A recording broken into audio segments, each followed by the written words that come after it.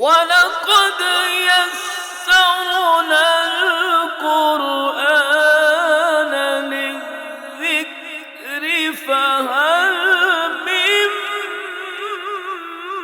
مُّدَّكِرٍ۔ اور حقیقت یہ ہے کہ ہم نے قرآن کو نصیحت حاصل کرنے کے لیے آسان بنا دیا ہے۔ اب کیا کوئی ہے جو نصیحت حاصل کرے؟ آپ سن رہے ہیں قرآن حکیم کا آسان فہم ترجمہ و تفسیر۔ مفہوم القرآن، سورۃ البقرہ یعنی گائے۔ مقام نزول مدینہ منورہ، توقیفی ترتیب نمبر 2، نزولی ترتیب نمبر 87۔ رکوع 40، آیات 286۔ سورہ کا نام کہاں سے لیا گیا؟ آیت نمبر 70 سے۔ قرآن مجید کی دوسری سورہ کا نام سورۃ البقرہ ہے۔ یہ مدنی سورہ ہے۔ سورۃ البقرہ کی آیات کی تعداد 286 اور رکوع 40 ہیں۔ یہ قرآن مجید کی سب سے لمبی سورت ہے۔ اس سورہ مبارکہ کا زیادہ تر حصہ رسول اللہ صلی اللہ علیہ وآلہ وسلم کے مدینہ منورہ ہجرت کرنے کے ابتدائی دور میں نازل ہوا۔ تاہم اس سورت کی آیتیں رسول اللہ صلی اللہ علیہ وآلہ وسلم کے وصال تک نازل ہوتی رہیں۔ اس سورہ مبارکہ میں اللہ کے نبی موسیٰ علیہ السلام کی قوم بنی اسرائیل کی ایک گائے کا ذکر ہے۔ اسی وجہ سے سورت کا نام البقرہ یعنی گائے ہے۔ لفظ البقرہ اس سورت کی آیت نمبر 70 میں ذکر کیا گیا ہے۔ سورت البقرہ کو 4 حصوں میں تقسیم کیا جا سکتا ہے۔ پہلا حصہ آیت نمبر 1 سے آیت نمبر 39 تک، اس میں تمہید بیان کی گئی ہے۔ دوسرا حصہ آیت نمبر 40 سے آیت نمبر 142 تک، یہ حصہ بنی اسرائیل اور ان کی وعدہ خلافیوں کے متعلق ہے۔ تیسرا حصہ آیت نمبر 143 سے آیت نمبر 203 تک ہے۔ یہ حصہ امامت کا منصب مسلم امہ کو دیے جانے کے متعلق ہے۔ چوتھا اور آخری حصہ آخری 3 آیات پر مشتمل ہے، جو کہ اختتامیہ کے طور پر ہے، جس میں کامیابی کے اصول بتائے گئے ہیں۔ سورۃ البقرہ کی ابتدا میں اللہ رب العالمین قرآن مجید کا تعارف اور رسول اللہ صلی اللہ علیہ وآلہ وسلم پر ایمان لانے والوں کی نشانیاں بتاتا ہے۔ سورۃ البقرہ میں منافقین کا ذکر بھی ملتا ہے۔ مدینہ منورہ ہجرت کے بعد مسلمانوں کا واسطہ یہودیوں سے پڑا۔ یہودیوں نے اللہ کے نبی موسیٰ علیہ السلام پر نازل کی گئی کتاب تورات اپنی مرضی اور خواہش کے مطابق تبدیل کر دی۔ یہودی مدینہ منورہ میں آباد تو آخری نبی کے انتظار میں ہوئے، لیکن رسول اللہ صلی اللہ علیہ وآلہ وسلم کے مدینہ منورہ آ کر بسنے پر آپ سے حسد کرنے لگے۔ انہوں نے رسول اللہ صلی اللہ علیہ وآلہ وسلم کے متعلق تورات میں بتائی گئی نشانیاں بدل دی۔ یوں انہوں نے تورات کا انکار کیا اور رسول اللہ کا بھی۔ سورۃ البقرہ ان سب باتوں پر روشنی ڈالتی ہے۔ رسول اللہ نے مدینہ منورہ میں ایک ریاست کی بنیاد رکھی۔ ایک ریاست کے لیے رہنما اصول کیا ہونے چاہیے، اللہ نے ان کا ذکر بھی اس سورہ میں کیا ہے۔ سورۃ البقرہ میں بنی اسرائیل کی نافرمانیوں اور اللہ سے کیے گئے وعدوں کے پورا نہ کرنے کا بتایا گیا ہے۔ بنی اسرائیل کے بعد دنیا کی قوموں کی امامت تقریباً 2500 سال رہی۔ اس سورہ مبارکہ میں انہیں امامت کے منصب سے ہٹانے کا اعلان کیا گیا ہے۔ سورۃ البقرہ ہی میں یہ منصب رسول اللہ صلی اللہ علیہ وآلہ وسلم کی امت کو دینے کا اعلان کیا گیا ہے۔ آیت نمبر 106 میں اللہ رب العالمین نے قرآن سے پہلے نازل ہونے والے الہامی دین اور شریعتوں کو منسوخ کر دیا ہے۔ اس سورہ مبارکہ میں اللہ نے بہت سے قانون واضح کر دیے ہیں۔ اللہ انسان کو صرف یقین کرنے کی ہدایت نہیں دیتا، بلکہ اسے اپنی عقل اور شعور سے خدا کو پہچاننے کا راستہ بھی بتاتا ہے۔ آگہی مدنی سورت ہجرت مدینہ منورہ سے لے کر رسول اللہ صلی اللہ علیہ وآلہ وسلم کے وصال تک نازل ہونے والی سورتیں مدنی سورتیں کہلاتی ہیں۔ مدنی سورتوں کی تعداد 28 ہے۔ بسم اللہ الرحمن الرحیم، اللہ کے نام سے جو بے حد و حساب مہربان اور رحم کرنے والا ہے۔ الف لام میم، الف لام میم، انہیں حروف مقطعات کہا جاتا ہے۔ حروف مقطعات چند قرآنی صورتوں کی ابتدا میں نازل ہونے والے الفاظ جو عام معنی نہیں رکھتے، انہیں الگ الگ حروف کی صورت میں پڑھا جائے حروف مقطعات کہلاتے ہیں۔ ان حروف کے معنی اللہ اور اس کا رسول ہی بہتر جانتے ہیں۔ جس زمانے میں قرآن نازل ہوا، عرب میں شاعری اور نثر میں ایسے حروف کا استعمال عام تھا، اس لیے کسی نے ان حروف پر اعتراض کیا نہ صحابہ نے رسول اللہ صلی اللہ علیہ وسلم سے ان کے بارے میں پوچھا۔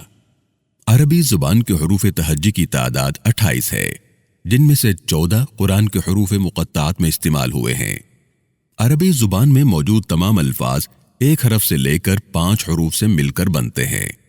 اس زبان میں کوئی لفظ ایسا نہیں جو 5 سے زیادہ حروف سے مل کر بنتا ہو۔ قرآن مجید میں ذکر کیے گئے حروف مقطعات بھی ایسے ہی ہیں۔ یہ ایک حرف یعنی صاد، نون اور قاف سے لے کر 5 حروف یعنی کاف، ہا، یا، عین، صاد پر مشتمل ہیں۔ الف لام میم قرآن مجید کی 6 سورتوں کی ابتدا میں آیا ہے، یعنی سورت نمبر 2، سورہ نمبر 3، سورہ نمبر 29، سورہ نمبر 30، سورہ نمبر 31 اور سورہ نمبر 32۔ قرآن مجید کی ایسی سورتیں جن کی ابتدا حروف مقطعہ سے ہوئی، ان کی تعداد 29 ہے۔ ان میں سے 27 سورہ مکی اور 2 مدنی ہیں۔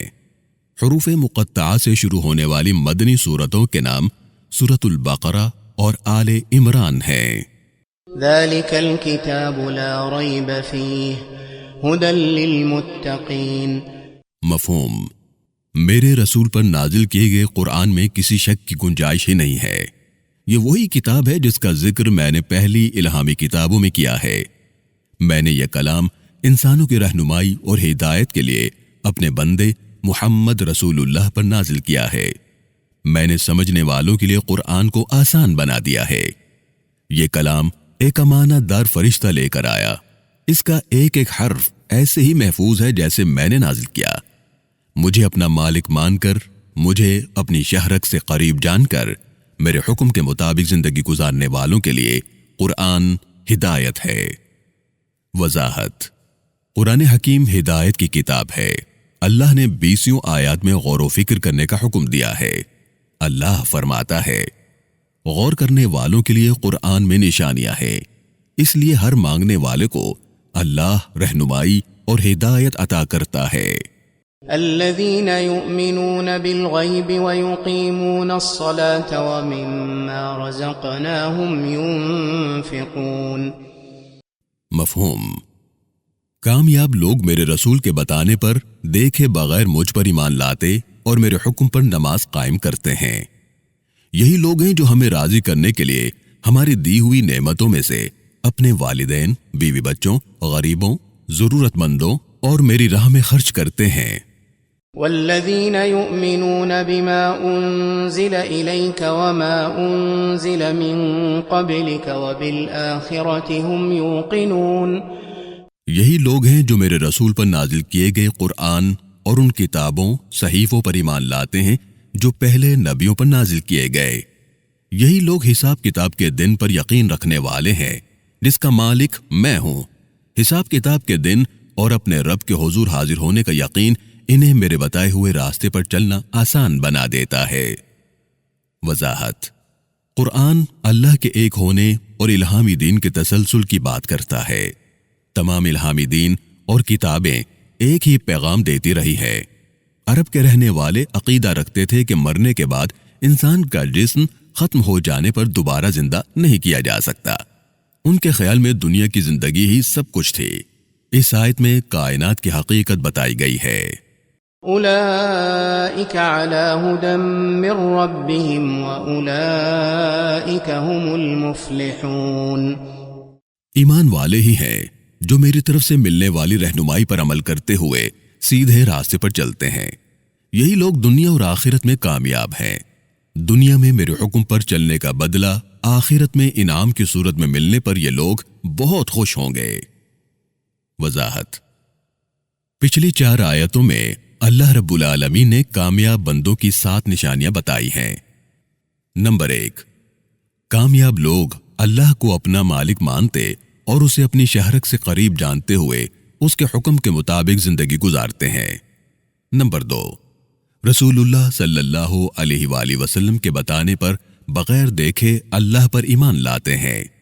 نمبر 3، نماز قائم کرتے ہیں۔ نمبر 4، اللہ کے دیے ہوئے رزق میں سے اللہ کی راہ میں لوگوں پر خرچ کرتے ہیں۔ نمبر 5، اللہ کی آخری کتاب قرآن پر ایمان لاتے ہیں۔ نمبر 6، قرآن سے پہلے نازل کیے گئے صحیفوں اور کتابوں پر ایمان لاتے ہیں۔ اور نمبر 7، حساب کتاب کے دن پر یقین رکھتے ہیں۔ ان الذين كفروا سواء عليهم أأنذرتهم ام لم تنذرهم لا يؤمنون۔ میرے رسول، آپ کی بار بار کوشش کے باوجود کافروں نے میرا اس کائنات کا رب ہونا، آپ کا میرا رسول ہونا اور حساب کتاب کے دن کا انکار کیا ہے۔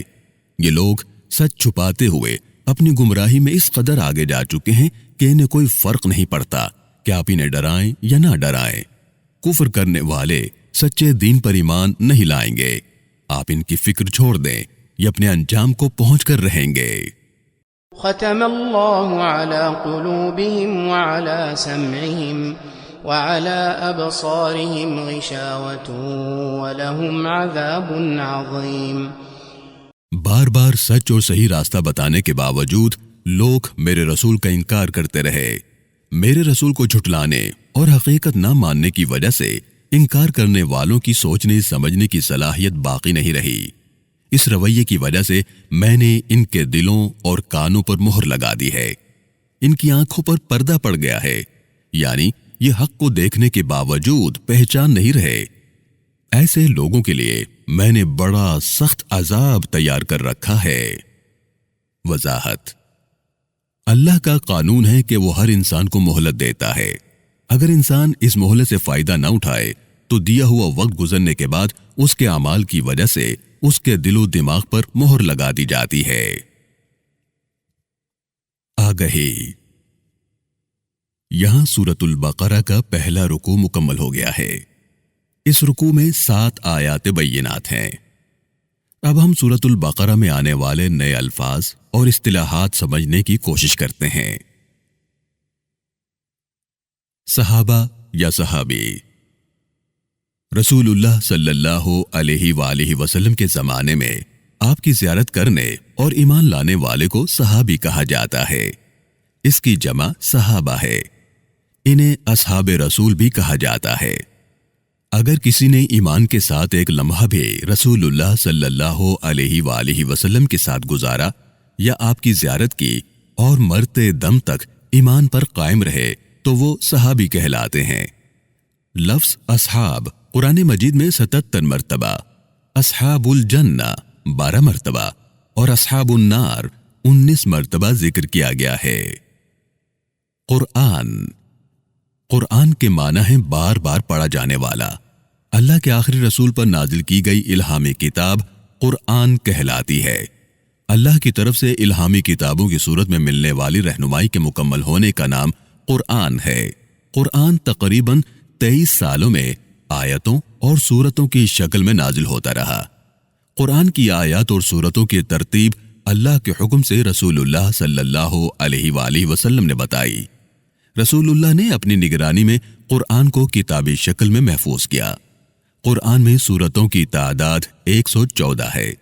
سب سے لمبی اور طویل سورت کا نام البقرہ اور سب سے چھوٹی سورۃ الکوثر ہے۔ قرآن کی آیتوں کی تعداد مختلف طریقوں سے شمار کی جاتی ہیں۔ کوفی شمار کے مطابق قرآنی آیات کی تعداد 6236 جبکہ مدنی شمار کے مطابق 6214 ہے۔ آیات کے شمار میں فرق کئی آیات کو 2 حصوں میں تقسیم کرنے کی وجہ سے ہے۔ لفظ قرآن مجید میں 70 مرتبہ ذکر کیا گیا ہے۔ الہامی کتاب یا آسمانی کتاب: اللہ کی طرف سے رسولوں پر وحی کے ذریعے نازل کی جانے والی کتاب الہامی کتاب کہلاتی ہے۔ تورات، زبور، انجیل اور قرآن الہامی کتابیں ہیں۔ انہیں آسمانی کتابیں بھی کہتے ہیں۔ اللہ رب العالمین نے اپنے رسولوں پر کتابیں نازل کیں۔ متقی، اللہ رب العالمین کو اپنا مالک مان کر اسے شہرک سے قریب جان کر زندگی اس کے حکم کے مطابق گزارنے والے کو متقی کہتے ہیں۔ لفظ متقین قرآن مجید میں 43 مرتبہ ذکر کیا گیا ہے۔ ایمان، اللہ کے ایک ہونے، محمد رسول اللہ صلی اللہ علیہ وآلہ وسلم کے آخری نبی، فرشتوں، الہامی کتابوں، رسولوں، نبیوں اور حساب کتاب کے دن پر یقین رکھنا ایمان کہلاتا ہے۔ لفظ آمنو قرآن میں 258 مرتبہ ذکر کیا گیا ہے۔ ایمان بالغیب، ایسی چیزیں جو موجود تو ہوں لیکن نظر نہ آئے، رسول اللہ صلی اللہ علیہ وآلہ وسلم کے بتانے پر ان پر یقین رکھنا ایمان بالغیب کہلاتا ہے، جیسے اللہ، فرشتے، حساب کتاب کا دن، جنت، جہنم، آخرت وغیرہ۔